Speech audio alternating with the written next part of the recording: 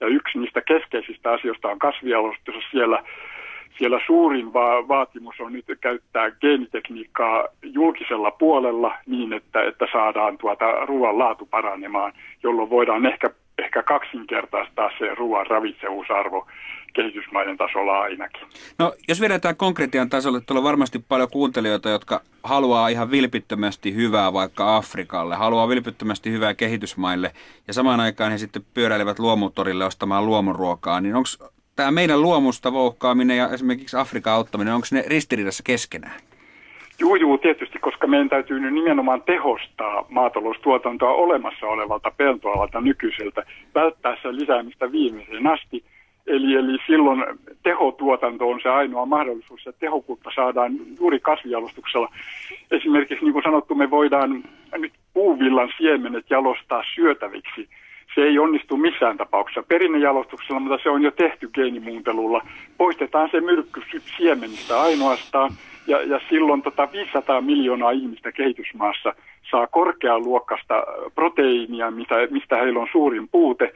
Eli 500 miljoonaa ihmistä voisi saada proteiininsa puuvillan siemenistä, jotka nyt joutuvat, jossa oleva proteiini joutuu nyt käyttämättömänä hukkaan. Mutta onko nämä ihan oikeasti, onko nämä meidän suomalainen luomuviljely ja Afrikan ruokkiminen, onko ne oikeasti jotenkin asioita, jotka liittyy toisiinsa, vai onko tämä enemmän periaatteellinen juttu? No, suomalaisella luomuviljelyllä ei ole mitään merkitystä maailman ruokatalouden kannalta sinne tai tänne, mutta se aatteellinen ongelma on siinä suuri, koska tällä puolella on harrastettu biologisen tieteen torjuntaa nyt viimeksi 20 vuotta. Lähinnä se Euroopassa pääasiallinen poliittinen vastuu tässä on Euroopan vihreillä puolueilla, jotka on torjuneet uutta biologiaa jo 20 vuotta ja vieneet lainsäädännön tasolle sen niin, että meillä on aivan käsittämätön, järjetön lainsäädäntö geenipuolella Euroopassa, joka on vastoin kaikkia biologian periaatteita. No tässä voisin kysyä Eero Paloheimolta tähän väliin, että saa muutkin kommentoida, niin sä oot ollut perustamassa silloin vihreitä aikana, ollut vihreiden kansanedustajakin 87-95. Minkä takia vihreät ovat vielä hankaloittaneet Afrikan nälähätää? Vihreillä on hyvin paljon tämmöistä taikauskoa keskuudessaan. Siis on asioita, joista tuntuu vaan siltä, että ne ovat vastustettavia ja sitten kun jotkut kellokkaat katsoo asiakseen vastustaa sitä, niin massat seuraa perässä. Näin se käy. Miten itse suhtaudut luomuun esimerkiksi? Mä suhtaudun hyvin myönteisesti luomuun, mutta kaikki tämä, mitä äsken sanottiin geenitekniikasta, niin siihen mä en suhtaudu ollenkaan, koska mä katson, että mä tunnen sitä alaa tarpeeksi hyvin. Minusta se olisi täysin kohtuutonta, että mä rupeisin tässä esittämään jotakin mielipiteitä siitä, kun näköjään asiantuntijatkin vaihtaa kantaansa saatuaan lisää tietoa. Aivan. Mites Jussi Tammisola näissä asioissa, esimerkiksi maailman ruokkimisessa, siitä, että meillä on kohta 9 miljardia ihmistä, niin kuinka paljon ihmisiä kiinnostaa tieteellinen ratkaisu? Onko sillä mitään arvoa tässä keskustelussa? Valitettavasti monet tämmöiset liikkeet, joista juuri on kysymys, nämä maallikoiden ympäristöliikkeet ja monet juuri niin kuin Paloheimo sanoi, perinteisistä syistä, aatteellisista syistä vastustavat luonnontieteitä. Meillä on jopa tämmöinen ekoteologian haara Suomessa, joka pääkohteekseen asettaa luonnontieteiden torjumisen. Ja kun ei tätä voida ratkaista ilman parasta nykyaikaista tiedettä, ei tätä ruokaongelmaa, ei energiaongelmaa, ei mitään. Muuten joudutaan sille pohjalle, kun tämä Turun myllysilta, että otetaan riskejä, jotka ei ole perusteltuja ja upotaan mutaan.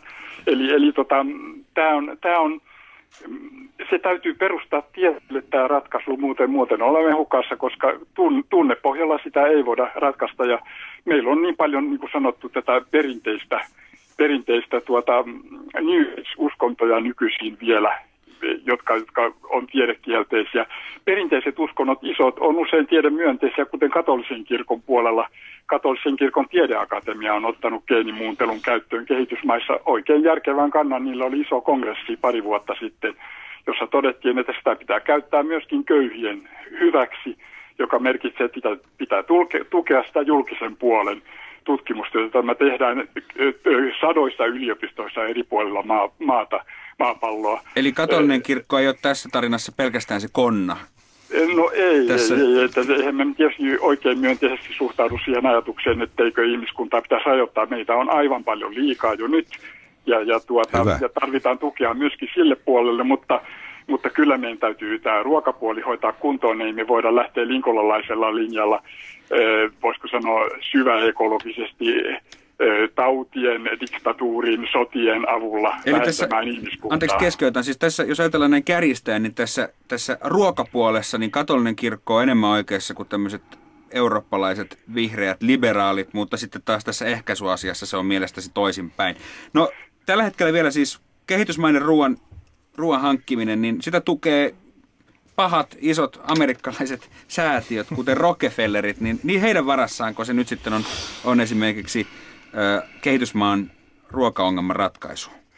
Valitettavasti asia on näin. Eli meillä on Gates ja Rockefeller-säätiöt tukevat nyt suurta Kassavan ja muiden tärkeiden kehitysmaiden kasvu- ja jalostusohjelmaa, jossa Kassavasta esimerkiksi on tarkoitus tehdä todellinen kehitysmaiden köyhien perusruoka, terveellinen, se nykyisin ei ole.